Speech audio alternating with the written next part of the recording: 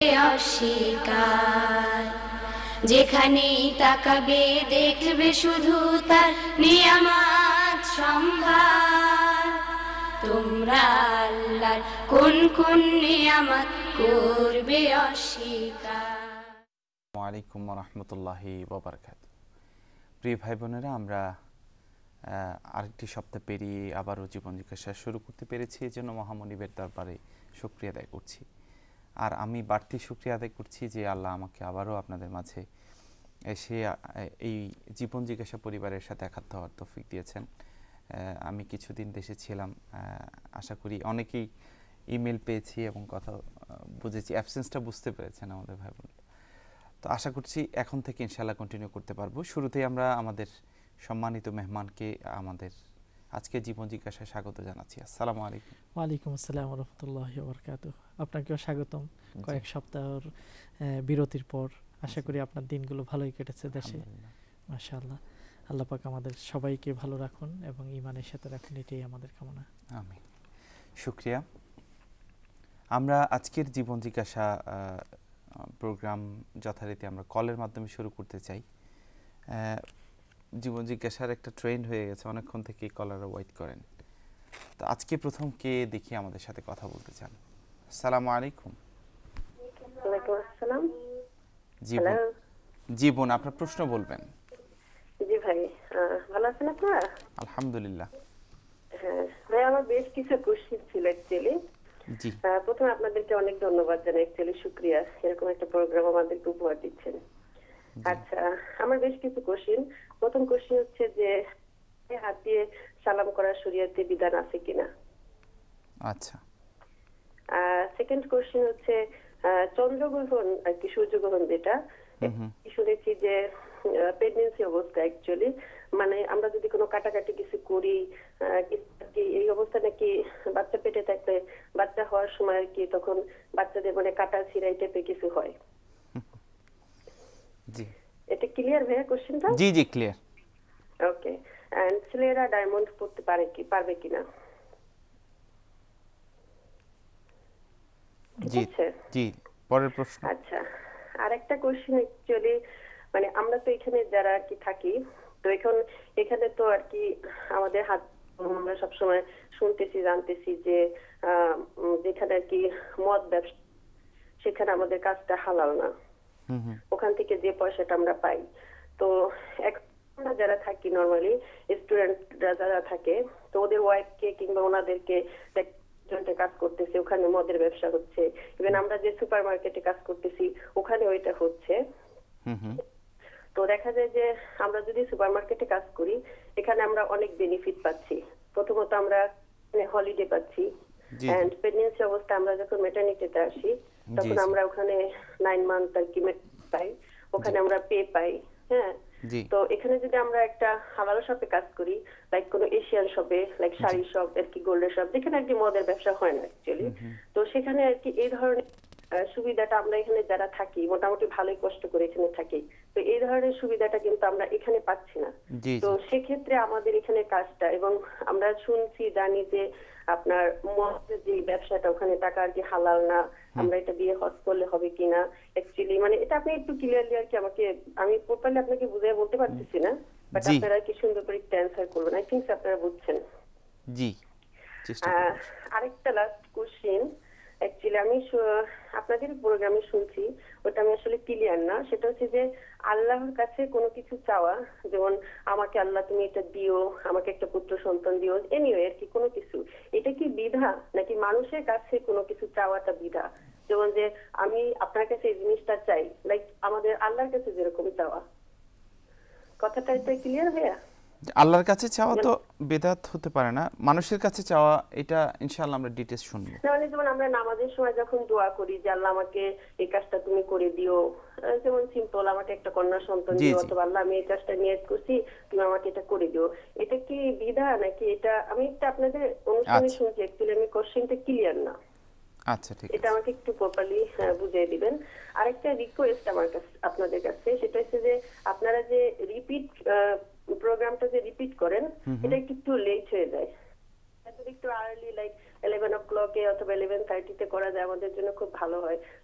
আমরা অনুষ্ঠানটা মিস করি, তো দেখুন রিপিট করেন, ওটা হচ্ছে যে 12:30-তে, ইভেন তখন বাকি অংশ থাকে সেটা আবার খবরের পরে, লাইক ওটা ফিনিশ হতে হতে 2 o'clock হয়ে যায়, টু লেট।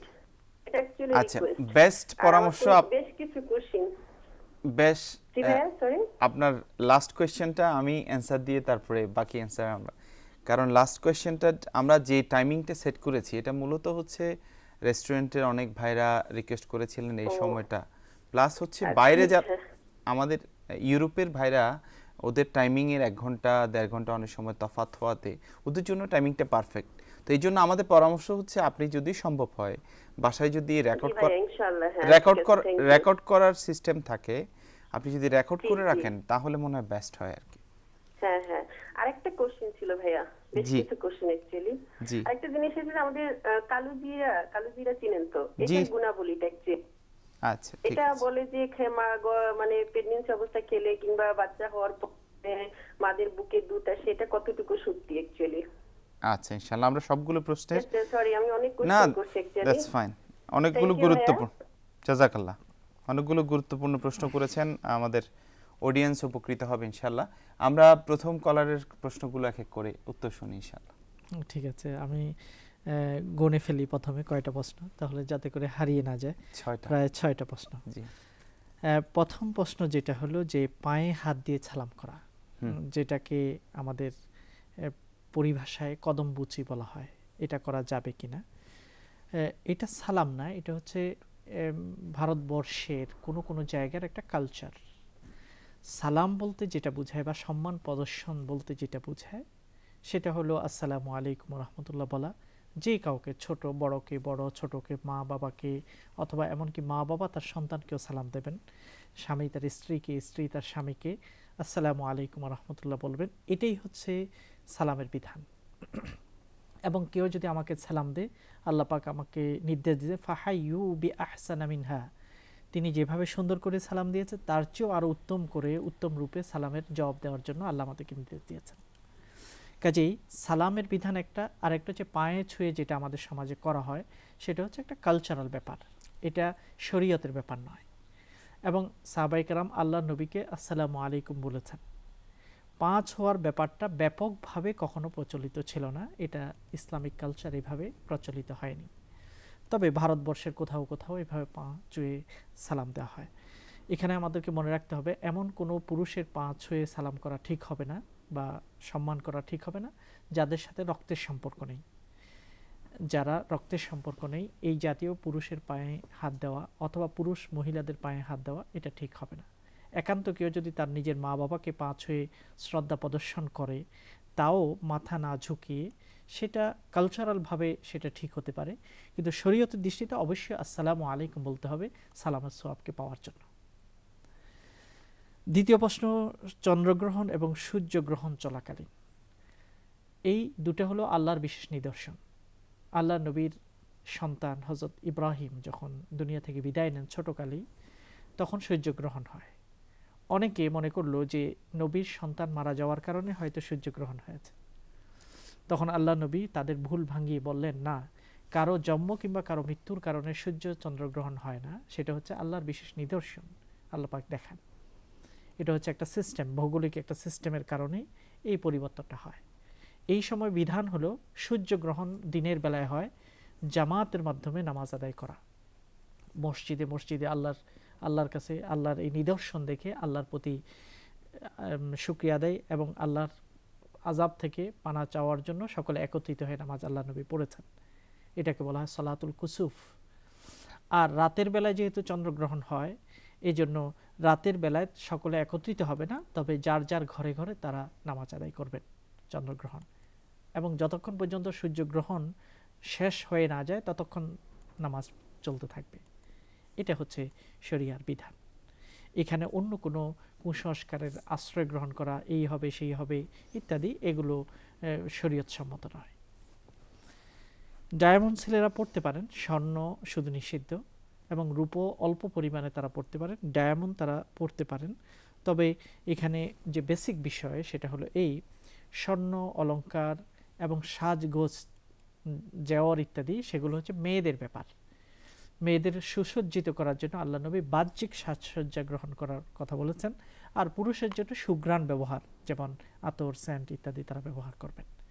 এজন্য বেশি মাত্রায় ডায়মন্ড দেয়া কিংবা অন্যান্য জেওর ইত্যাদি ছেলেরা পরা, সেটা ছেলেপনা থেকে অর্থাৎ পুরুষালী থেকে মেয়ালির দিকে তাদেরকে অনেকটা নিয়ে যায়, ডাইভার্ট করে।